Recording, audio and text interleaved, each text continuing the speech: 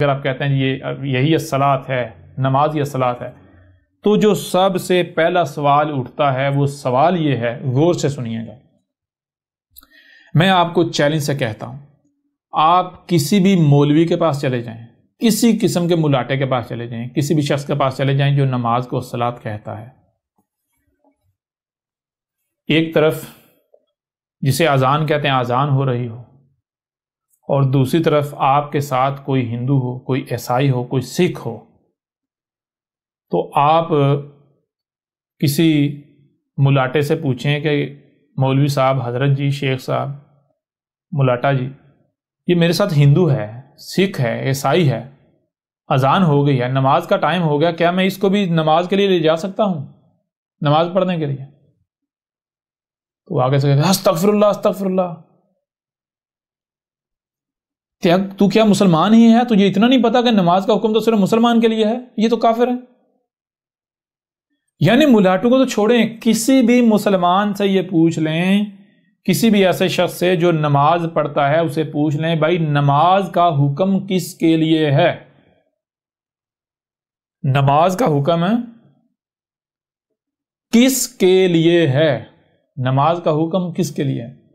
تو ہر مسلمان یہ کہے گا کہ نماز کا حکم مسلمان کے لیے ہے، نماز کا حکم صرف اور صرف مسلمان کے لیے ہے، نماز کا حکم صرف اور صرف مسلمان کے لیے ہے۔ اب ذرا غور کیجئے گا، یہ بات آپ کو نسل در نسل سکھائی گئی، بتائی گئی، کہی گئی، اور آپ بھی یہی کہہ رہے ہیں۔ اب اگر یہ نماز ہی الصلاۃ ہے تو قرآن میں بھی یہی ہونا چاہیے کہ جان لو الصلاۃ کا حکم صرف اور صرف کن کے لیے ہے؟ مسلمانوں کے لیے ہے۔ الصلاۃ کا حکم صرف اور صرف مسلمان کے لیے ہے، یہ ہونا چاہیے قرآن میں۔ اب میں آپ سے سوال کرتا ہوں، ذرا غور کریں، کیا جو فرعون اور آل فرعون تھے، فرعون کو چھوڑیں، جو آل فرعون تھے، وہ فرعون جو ہلاک ہوا تھا، کیا وہ مسلمان تھے؟ آل فرعون مسلمان تھے، فرعون کی افواج مسلمان تھیں؟ اور پیچھے چلیں جائیں، پیچھے سے پیچھے، قوم نوح مسلمان تھی، قوم عاد تھی جن کی طرف ہود کو بھیجا گیا، قوم سمود جن کی طرف صالح کو بھیجا گیا، کیا قوم سمود مسلمان تھی؟ مسلمان قوم تھی؟ کیا قوم ابراہیم مسلمان قوم تھی؟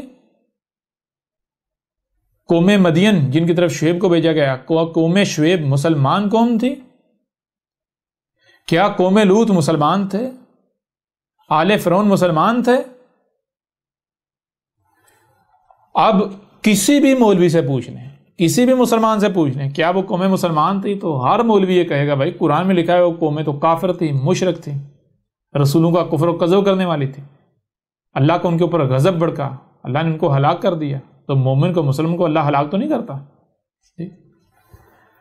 یعنی یہ خود مانتے ہیں کہ وہ آل فرعون ہوں یا گزشتہ جتنی ہلاک شدہ اقوام ہیں وہ کافر تھیں، وہ مسلمان نہیں تھیں، اور دوسری طرف کہتے ہیں جی نماز کا حکم کن کے لیے ہے؟ صرف مسلمان کے لیے۔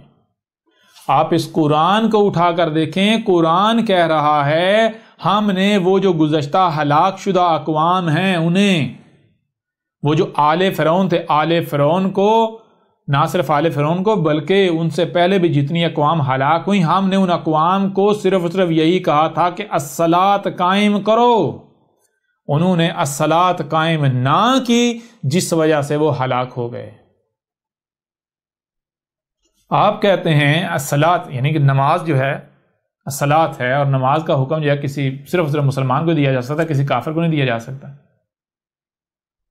اگر آپ کی اس لاجک کو مان لیا جائے، یا تو آپ جھوٹے ہیں، یا تو آپ جھوٹے ہیں، نہیں بھی نماز کا حکم اگر نماز یا صلاۃ ہے پھر ہر ایک کے لیے ہے، مسلمانوں کے لیے بھی ہے، کافروں کے لیے بھی ہے، ہر ایک کے لیے ہے۔ اور اگر آپ کہتے ہیں نہیں جی نماز کا حکم، ہم سچے ہیں، نماز کا حکم جو ہے وہ صرف مسلمانوں کے لیے ہے، کافروں کے لیے نہیں ہے، تو پھر اس کا مطلب ہے قرآن جھوٹا ہے. اور اگر قرآن جھوٹا نہیں ہے، قرآن سچا ہے، تو پھر کیا ہے؟ تو پھر ایک ہی چیز سامنے آتی ہے، وہ یہ کہ جسے آپ الصلاۃ کہہ رہے ہیں، یہ جو نماز ہے یہ الصلاۃ ہے ہی نہیں. یہ الصلاۃ ہے ہی نہیں.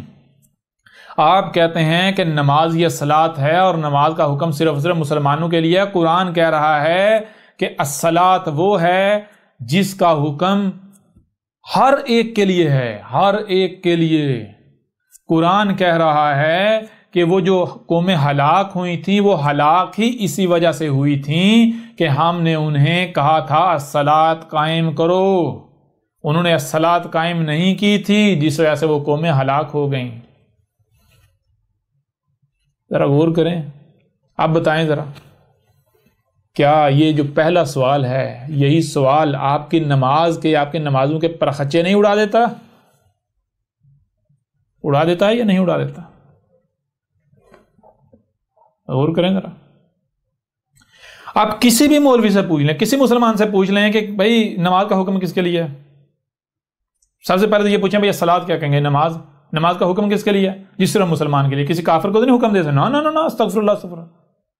تو پوچھے اگر نماز یہ صلاۃ ہے اور نماز کا حکم کسی کافر کو نہیں دیا جا سکتا، تو پھر ذرا قرآن اٹھا کر دیکھ. قرآن میں اللہ کہہ رہا ہے کہ جو آل فرعون تھے ہم نے انہیں کہا تھا صلاۃ قائم کرو.